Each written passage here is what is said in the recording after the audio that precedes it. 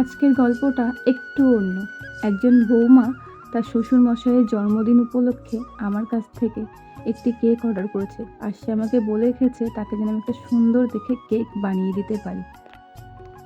Hello everyone, আমি রিয়া। তোমাদের সাথে একটা ছোট্ট মিনি ব্লগ আজকে আমি শেয়ার করব। আজকের ব্লগটা কিন্তু খুব ইন্টারেস্টিং।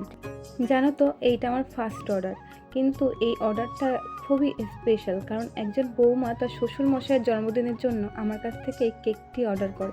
আর কেকটা ছিল রসমালাই ফ্লেভারের। আর আমি যখন কেকটা বানাতে বসি, বাইরে দেখছো কীভাবে বৃষ্টি হচ্ছে, আর তারপরে তো কারেন্টটা বারবার যাচ্ছিল, খুব অসুবিধা হয়ে যাচ্ছিল, কারণ মেঘ এমনিতেই মেঘ করেছে, বৃষ্টি হচ্ছে, চারিদিক পুরো অন্ধকার করে এসেছে, যার জন্য আমার খুব অসুবিধা হচ্ছিল। তারপর অনেকক্ষণ পরে কারেন্ট আসলো, তারপরে কিন্তু আমি কেকটা বানাচ্ছিলাম। জানো তো, তোমাদেরকে তো বললামই যে আজকের কেকটা খুব স্পেশাল, কারণ একজন বৌমা তার শ্বশুরমশাইয়ের জন্য এই কেকটি আমার কাছ থেকে নেবে।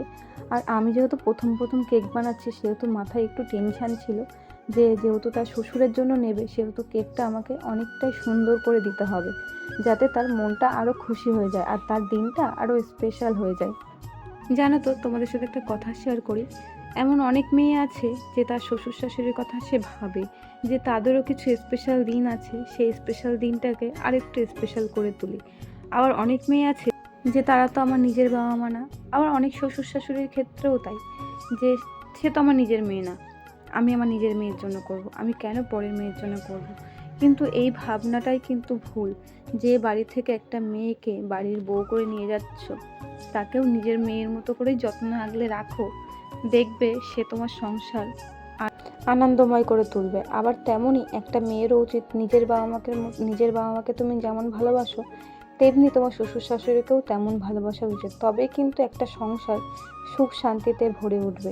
এটা আমার ব্যক্তিগত মতামত। আমি জানি না সবার সাথে আমার এই কথা মিলবে কি মিলবে না, তবে আমি এমনটাই ভাবি, তাই তোমাদের সাথে এই কথাটা আমি শেয়ার করলাম। চলো, কথা বলতে বলতে তো আমার কেকটা মোটামুটি কমপ্লিট হয়ে গেছে। আর কেকের ডেকোরেশনটা কেমন হয়েছে তোমরা কিন্তু অবশ্যই কমেন্ট করে জানিও। আর আমি সবসময় কেক খুব সিম্পল রাখতে বা কেকে কম কালার দিতে পছন্দ করি, কারণ বেশি হিজিবিজি কেক আমার ঠিক যেন পছন্দ হয় না। আর এই কেকের ডিজাইনটা কেমন লাগছে অবশ্যই কিন্তু কমেন্ট করে জানিও। সবাই আমাকে খুব ভালো রিভিউ দিয়েছে যে কেকটা নাকি খুব ভালো হয়েছে।